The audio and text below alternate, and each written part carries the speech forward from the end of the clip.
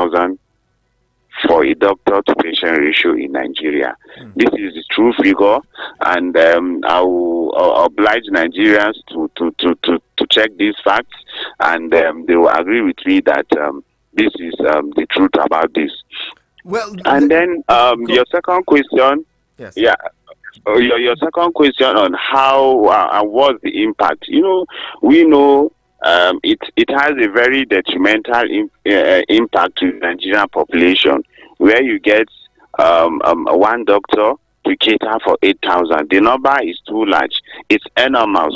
You can see that patients in Nigeria have long waiting time in our hospitals, and you see that even the burden is much on the practitioners. You see doctors dying of road traffic accidents, traveling from one place to another to attend to patients, or because of fatigue and exhaustion. When they drive, they get involved in road traffic accidents due to the enormous work they have in the healthcare system. So I think it's very detrimental to the Nigerian population, and I think the needed stakeholders in health need to do more to see that we try to reduce this ratio.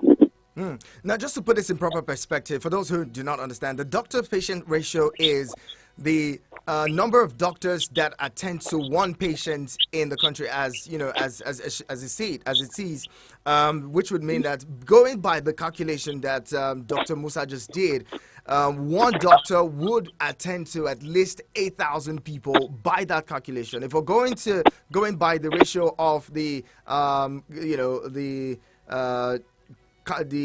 College of Surgeons, we're talking about one doctor attending to 4,000 persons. Whether we we are going by the numbers of the College of Surgeons, or the numbers by Dr. Musa just put forward, that's arithmetic. It doesn't speak well. What is the possibility of one doctor being able to attend to 4,000 people? And now let's also look at the fact that more people, more doctors by the day are leaving the shores of this country. Like you pointed out, the number of practicing doctors in Nigeria is way less than what you have on the register of Nigerian medical practitioners. Now, if that number is true, if we have about 25 to 26,000 doctors practicing in the country, and we have at least 150 of them leaving almost on a quarterly basis, that puts us at even less than the number that you mentioned. What can be done at the moment to see that Nigerian doctors stay back at home and practice? We've been talking about the brain drain in the medical sector for quite a long time. It seems like the past administration didn't take it too seriously. We had a situation where the Minister of Labor had said it's not a bad thing. Himself was, a medical doctor, saying it's not a bad thing. And some people have said maybe Nigeria should consider exporting medical doctors. And then the National Assembly came forward with the bill to prevent doctors from leaving the shores of this country. What do you think would be the best approach to ensure that doctors remain within the Nigerian borders and practice medicine here? All right. Thank you for this question. I think for me it's a simple approach. We don't need to go into legislation. We don't need to say that we are abandoning doctors to stay in Nigeria. I think simply as it will sound, it's just to make the doctors happy. How do you make them happy? And it's improve their remuneration.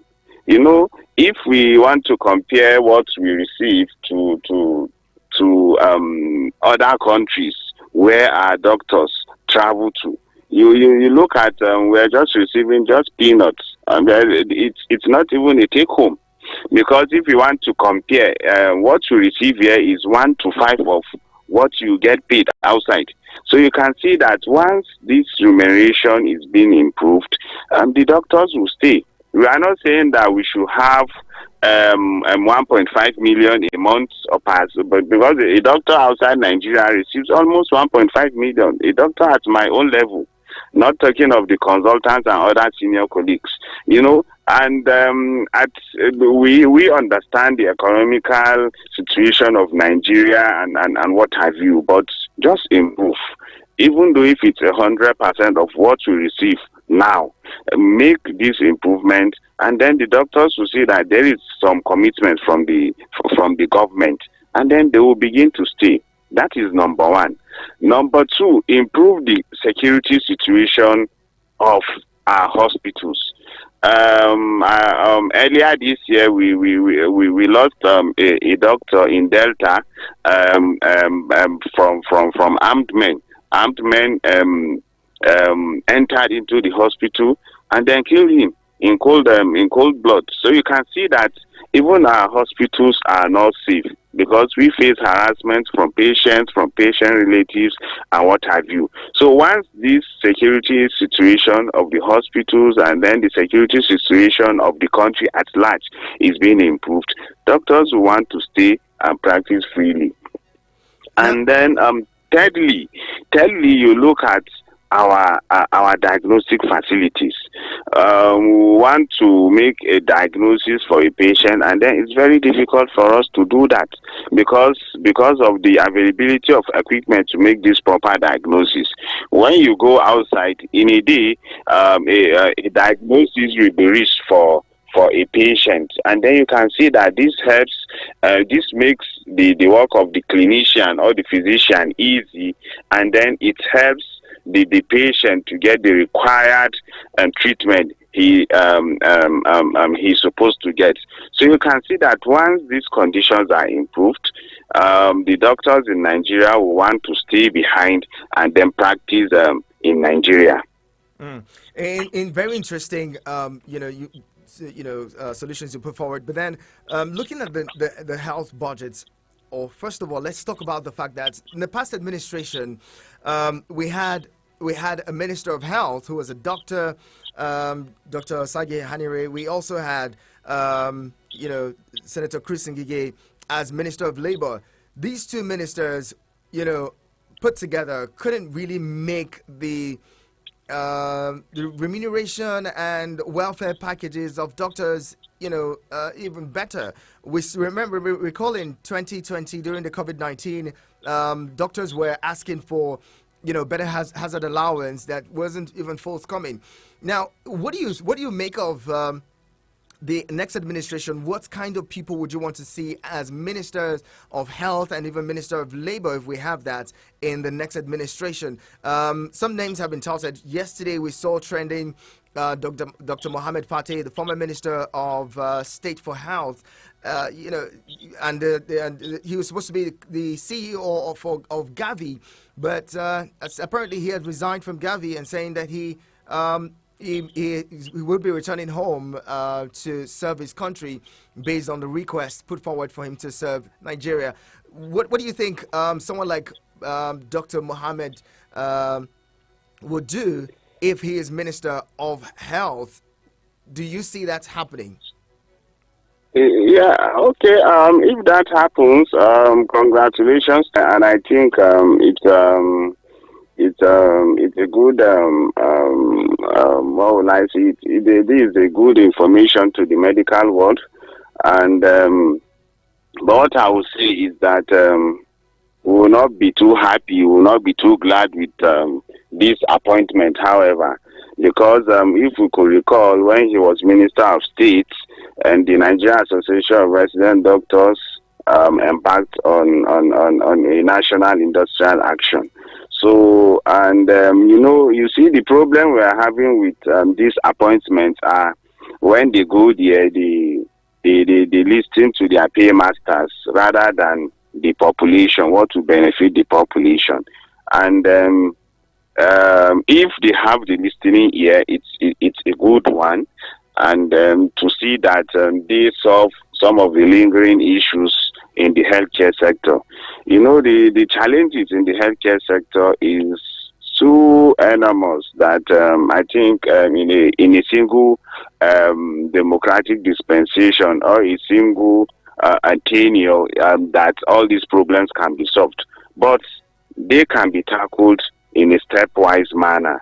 and so that these some of these issues are being resolved, and then one day we'll get there by the grace of God. But however, we have had doctors managing the federal ministry of health, but we have not seen changes that we wanted. Actually, like I said, it depends on the individual. If he or she listens, whoever is there, we don't care as much as he or she listens and take opinions from stakeholders. You can see that some of the policies being done, there are no opinions from stakeholders. It's just implementation and what have you. It needs multiple brains. It needs multiple heads to come together to put some things into order. And I think this is what I can say for now. If he turns up to be the Honorable Minister of Health, congratulations to him, and then we believe he will perform well. We wish him success in his new dispensation. Well, let's talk about the strike. Your association had a bit of a warning strike before this administration took over, just before May 29, and you had said you're relaxing or suspending that strike on account of the fact that there's going to be a new administration. What have you been able to engage in further conversation with the new administration, and what is the situation with the welfare packages of doctors in the country, or resident doctors particularly? Yes, it's no news that we embarked on a strike. Just some few days to the inauguration of the new administration, and we looked at so many factors with the Nigerian populace, the number one factor, because if we continue this strike, they will be at the receiving end, and it's not good for them and everyone who is concerned. So this administration is just settling down. We can see that appointments are ongoing. One of us is being appointed in person of Dr. Salma as the SE on health, that's to the president. And now with the resignation of Dr. Mohamed Pati, we believe that he becomes the Honorable Minister of Health. So so far, we've not been able to engage with high-profile individuals in this present administration. But the association still continues its advocacy to the Federal Ministry of Health. We have been engaging the permanent secretary. We have been engaging the office of the Accountant General. We have been engaging the office of the Honorable Minister of Finance. And despite that, there is nobody in that office for now. But we have been engaging all these stakeholders with regards to our demands that led to that strike. And the news not so good, because our demands are still there. None have been implemented as at now, and that's bad news for everybody. And then we'll continue to engage like we have said. But however, we are going to reconvene in Lagos ending of July. That's the last week of July, and we are going to look at this progress is made with regards all our demands. And I don't want to preempt what will happen, but if things are going the way they are going at this point in time, we might likely have a disagreement with the federal government again in July. And we hope that things might improve before that, so that we'll have a smooth running of the healthcare system. Well said. Let's look at the budget, annual budget for the healthcare system. For the first time in the history of our country, and the healthcare funding for Nigeria got over 1 trillion naira in the 2023 budget. People have said, well, that's not so much because it's just about 5% of the annual budget. But then that's an increase. That's an improvement from what it used to be. At this point, what do you think would be the best way to handle budgetary allocations for the healthcare sector? With technology coming up, and all other parts of the world adopting technology in healthcare and all, what do you think should be done to improve the condition of work, the work environment for workers, and what kind of partnerships would you want to see in the healthcare sector to develop that sector so that at least Nigerian doctors are comfortable where they work? Yes, yeah, we have to start from the budgetary allocation, and not just the budgetary allocation, and even implementation. You see, what is happening in Nigeria is very worrisome. When you have the budget of 2023 not functioning, it hasn't even started functioning as at last month, May. So you can see that there is a problem, and not about just the allocation. We know that there is a huge deficit in the budgetary allocation for health, and I would like us to recall that in the year 2000, Honorable Ministers of Health met in Abuja, which we popularly known as the Abuja Declaration, where they suggested that at least there should be 15% budgetary allocation for health. Nigeria, up to this time, still budgets around 5.7% to health. You can see there is a huge deficit to this suggestion. And then not only the allocation, the implementation is far less than this 5.7% we are quoting. So you can see that there is a huge problem. Nigerian doctors usually have this opportunity, even out of their pockets. They go outside the country for trainings. They get knowledge. They acquire knowledge for newer technologies. They go outside to acquire this knowledge out of their pocket, even without sponsorship from the government, just to keep ourselves abreast and up to date with current technologies in the medical practice. But when we come back, these technologies are not available because they are too expensive for an individual to acquire. So we will need the presence of the government, and then, like you said, partnership from high-profile non-governmental organizations, maybe the USAID, the UK Aid, and what have you. They have been helping Nigeria in different aspects of the healthcare system. We are calling on them to do more so that some of these technologies we see outside the country are brought into Nigeria and then to take effect. And another problem of some of these technologies is that they need stable electricity. And if we don't have stable electricity in Nigeria, these equipment get bad, they get mismanaged and what have you. And that is why some of these equipment cannot be brought to Nigeria. So you can see that to solve some of the issues of the healthcare system, you need to solve the problems in the power sector. So they are somehow interrelated, because whatever energy, renewable energy you want to source, they will not be able to maintain these equipment for their optimal function. So the problems of the power sector needed to be sorted out to enable an improvement in the healthcare system.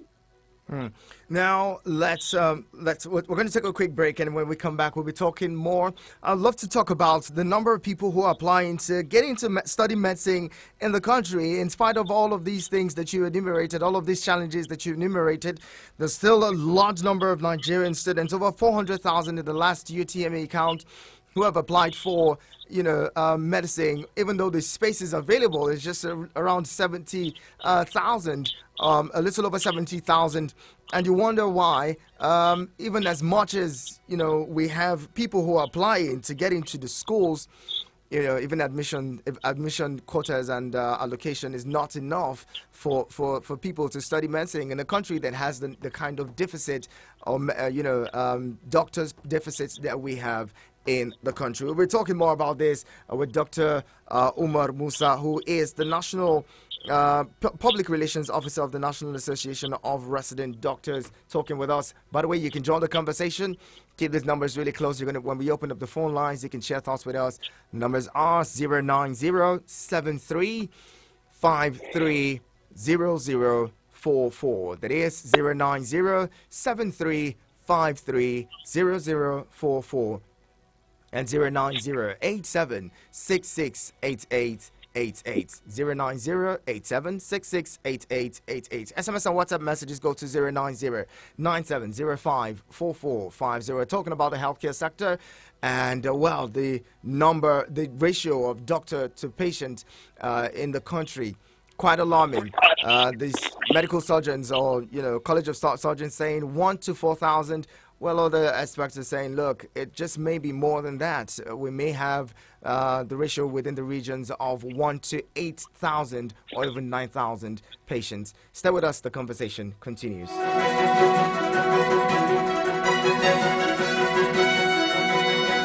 Eagles 102.3 Abuja. No offense to the commercials. It's just that we want to see other audio. Eagles 102.3. From Milky Way to Earth, everywhere there's internet, you can connect with Eagles 102.3 FM Abuja. Log on to our website www.eaglesfm.com. Follow and engage with us now on Facebook, Twitter, TikTok at Eagles FM Abuja, Instagram at Eagles FM 1023. Download our apps on your Android and iOS stores. Eagles 102.3 FM Abuja, your radio experience you can count on. Are you looking for an internet service that will make surfing on the internet an enjoyable one? Do you want a super fast connection to the internet? Look no further, as Eagles Internet Services is here for you, an effective internet service provider with 99% proven reliability for residential and office services. We provide unlimited internet bandwidth services of different bundles tailored to meet your desires and taste. It is reliable, affordable, with a wide coverage. You can locate them at Plot 1719 Cadastral Zone B, Kaura District, or you can call 081-3312-1423 or 090-6576-5969. Eagles Internet Service. Stay connected to everything you love.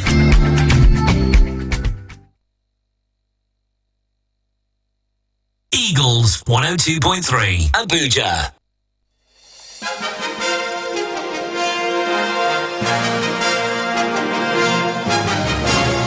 We appreciate you staying with us on your radio experience you can count on. This is Eagles Outlook, and we've been talking about the healthcare sector. We're talking about, the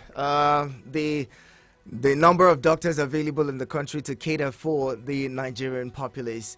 We're hearing that, the ratio could be between 1 doctor to 8,000 patients if the calculation is done properly, is done well. And well, as it is, that leaves us wondering what it means for the Nigerians who are seeking medical attention. Could it be the reason why a lot of our elite leave the shores of this country every time they have a medical need? They fly abroad. We hear that even when they have toothaches, they travel abroad. Could it mean that Nigerian doctors are not cases? Dr. Umar, I'd love to pose this question to you. The fact that we have Nigerians always jetting out of the country, I saw a report about how much Nigerians spend on medical tourism, and it's quite alarming. That amount over $1 billion or so. spent on medical tourism annually.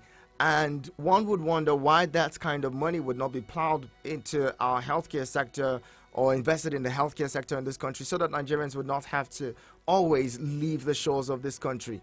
We also know that many doctors that these people go to consult abroad are Nigerian doctors. So what's the difference between practicing here and practicing, abroad? I'd love to know if you have answers to that.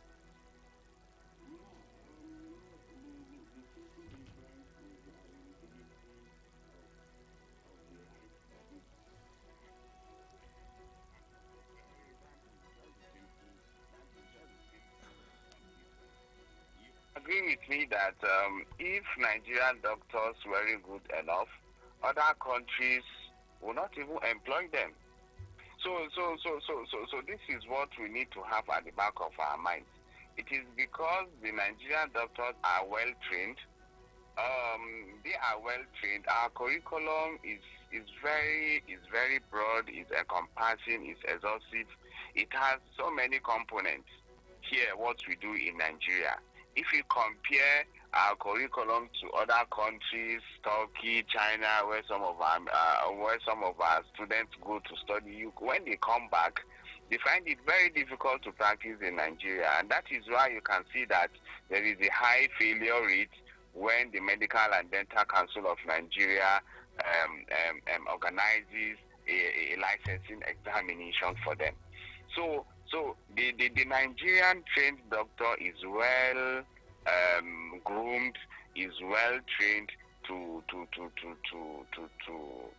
international standard, and that is why you see that we are employed all over the world. Name them: Australia, Saudi Arabia, UK, US. When you go there, you see Nigerian doctors practicing there, and that is a very good accolade to the training system in Nigeria. That aside, here in Nigeria, I just highlighted that we don't have a very good working environment. We don't have the required equipment to make diagnosis. There, you have that availability of equipment. In 24 hours, all investigations required to make a diagnosis can be performed on an individual. Whereas in Nigeria, we can spend the next 1-2 years looking for diagnosis. And you can see this is the challenge, this is the problem. So when you have this very short turnaround time, you see that one, if it's not a terminal illness, one will get cured. Just a very short while, and because once the right treatment is being instituted, he recovers and then and gets home very early. But here in Nigeria, we don't have the required equipment to make this proper diagnosis. That is number one. Number two, the ratio, the doctor-patient ratio is another issue. Here in Nigeria, you have one doctor to cater for 8,000 populace. So he doesn't have that time to really make research on his patients, because if patient A comes with a condition A, maybe he needs time to do more research on recent diagnostic on recent diagnosis, on recent treatment, what have you. But there, in other countries, you see that a doctor has maybe 3, 5, 6 patients to cater for. So he has enough time to make researches on the conditions of those patients, and they will get better attention from him. Number 3 is, here in Nigeria, we do work 24 hours or more than 24 hours. I will go to work in the morning from 8 to 4 p.m. and then I will be expected to be on call duty from 4 p.m. to next 8 a.m. to 8 a.m. the next day. And over there, the doctors work on shifts, 8-hourly shifts. So you can see that they have enough time to rest, they have enough time to think about their patients, they have enough time to commit themselves to their patients. So these are the differences I can think about at this moment. There might be more, when you discuss with other people. But I think these are the glaring differences we do have practicing in Nigeria and then practicing outside the shores of Nigeria. Very well articulated there. Let's bring in callers. If you can join us, join the conversation now. Feel free to share your 2 cents with us. 09073530044 and 09087668888. That is 09073530044 and 09087668888. I'd love to read your messages on 09097054450. 09097054450. Dr. Umar, I'd love to put you on the spot now. If you were Minister of Health today, if you were made Minister of Health today, for instance, what would be the first areas you would look at to better the lot of, the Nigerian healthcare sector? Okay, a very difficult question to answer, but I think first things first. The problem of the healthcare system, like I have said, is very enormous. But when you there are easy problems, and then there are more difficult problems. And for me, I would tackle the more easy problems, which is enumeration for the healthcare workers, because it looks like a burden to the government, but it's in the real sense it's not a burden, because the healthcare system is a very vital aspect of the country. So for me, I think the easiest thing first is to improve the remuneration of the working force, because if the working force are happy, they tend to put in more work, more hard work, and then you will not get some of the lapses you are seeing in the healthcare system and in our hospitals, because some of the things happening in our hospital is due to the poor remuneration. You see that the health workforce is not being encouraged, and they get depressed, and then so many behaviors, unwarranted behaviors going on in the hospital will diminish in the nearby future. That is number one. Number two is engaging stakeholders. We need stakeholders, whether we like it or not. We need foreign stakeholders to come into Nigeria to assist us, because we don't have enough resources to improve the healthcare system in a single day, or in a month, or in a year. Because when we have enough stakeholders helping us in all dimensions, that will help us a lot to reduce the gaps in the infrastructure we have in our hospitals. Well said, Dr. Umar. Please hold that thought. Let's bring in this caller. It's been on the line waiting. Hello, good morning. Hello, good morning. Good morning, Odokama. Good to have you. Yeah. My question. Okay. I want your guest to answer. How many doctors have been that are out of school? I don't know. 45 doctors in a year that leave from Nigerian students. Okay. How many are their number? Because we know the numbers of people that are leaving. So we know that in every year we have the doctor graduating.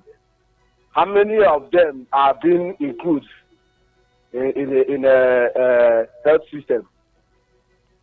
Okay. I don't know if you get my question. Yes, I think I do understand your question. You're asking how many students graduate from the university, medical students graduate from the university every year and join in the workforce in Nigeria, right? Yes. Okay, thank you. I'll put that forward to him now. Dr. Umar, you heard, you just heard the caller, Udokama, asking how many doctors are graduating the universities yearly and joining the workforce in the medical sector in Nigeria. Okay, roughly I would say about 2,000 to 3,000 doctors are supposed to graduate from the university yearly. because the medical profession is being tightly regulated by the Medical and Dental Council of Nigeria. So every of the universities have a number of doctors they need to train per year. The larger universities have larger number, and then the upcoming ones have smaller numbers. So if you see some of them having like 100 to 120 medical students per year. So if you put this simple mathematics across the nation, though not every state has a medical school, you see that if you put 100 or let's say 50 to 100 per year in each of these universities in Nigeria, you get about the 2,000 to 3,000 doctors I just quoted. But however, this is being influenced by even the ASU strike. When in 2-3 years ago we have about 10 to 20 months for strike, you can see that these medical students cannot graduate because they are still in the university system and they are being affected by the ASU strike. So you can see this creates a gap. Hadn't been there is no gap of these medical students being graduating to become medical doctors, that might help to reduce the brain drain we are having. But the ASU strike contributes, so many factors contribute, and then even the allocation for medical students per College of Medicine also contributes to this gap. And so that is that as per the students. And sorry, the second question he asked. That was basically his question. But then just to put that in perspective, further perspective, I think last year the president of the Medical and Dental Consultants Association had said that Nigeria needs about 12,000 doctors yearly to bridge the gap or the deficit in doctor to patient ratio.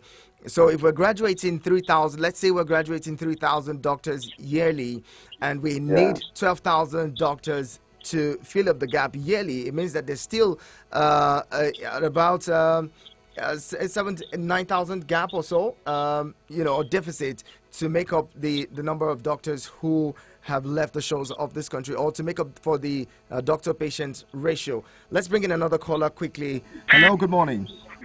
Hello, good morning. Good morning. Thank you for joining us. Yeah, this is Balonzi. Say your name again, sir. This is Balonzi calling from Abuja. Okay, good to have you. Yeah. So my own take is that doctors should put their house in order first. Understand? Their house cannot be in a disarray, and if you're expecting government to come and help you look after. So we have many doctors who engage, in other activities, whereas federal government law is being stipulated there. You see a lot of doctors having hospital outside there. All those things. Then you can't talk of doctor today. In fact, let's talk about the chain of those, medical life, from the botany to the pharmaceutical, all those things.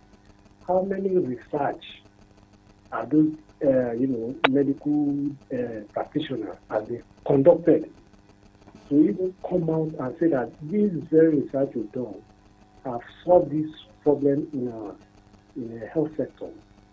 But most of all those research, funds are given. But you see, some people will just corner those money and embezzle those things. So I think this brain drain is even an advantage to Nigeria, because they are going there to learn more things. So I think they can't stay there forever. At least time will come that they would like to come to Nigeria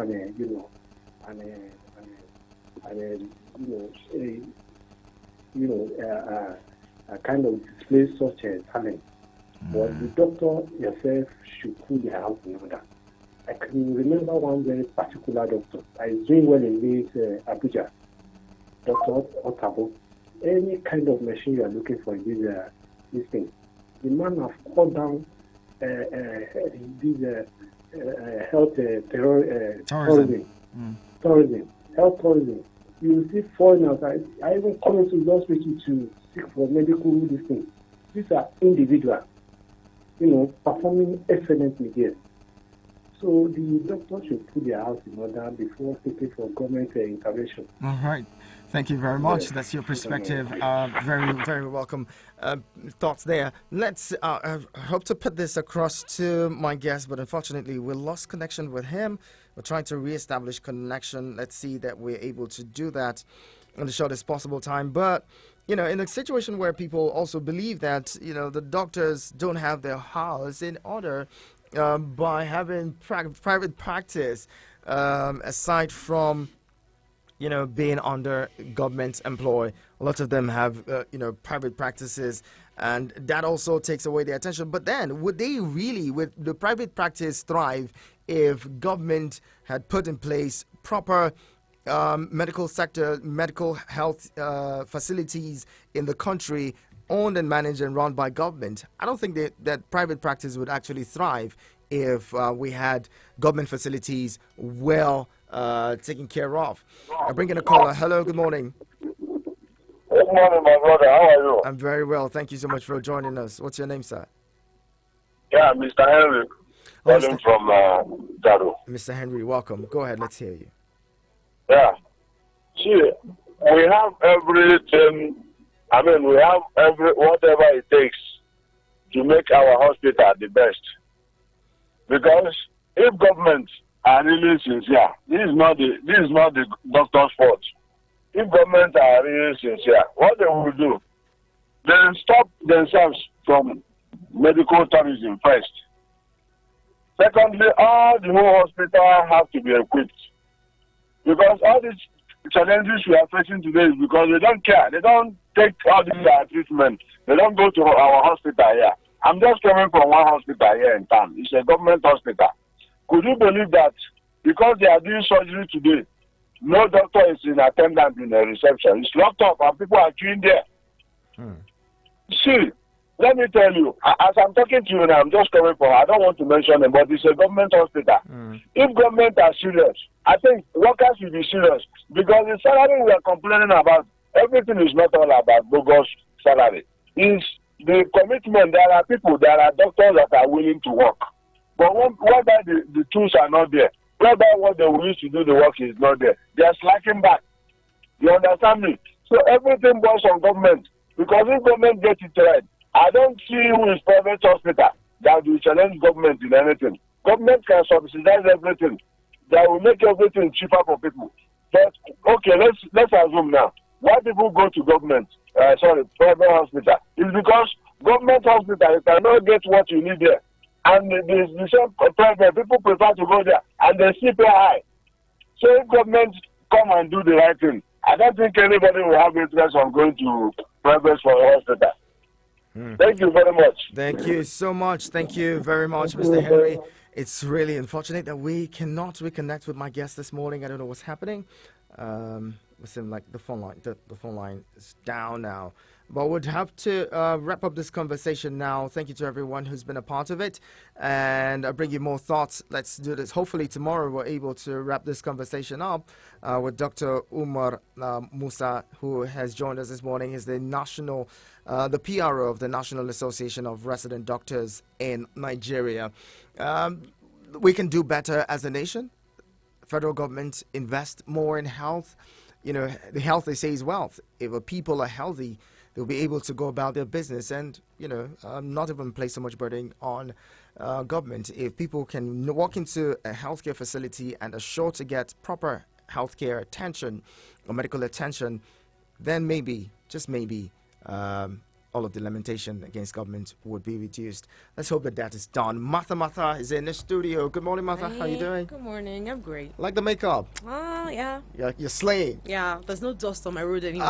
It's fixed. Are you serious? I'm serious. Congratulations to you. Thank you. Did y'all do it yourself or government? I don't even know.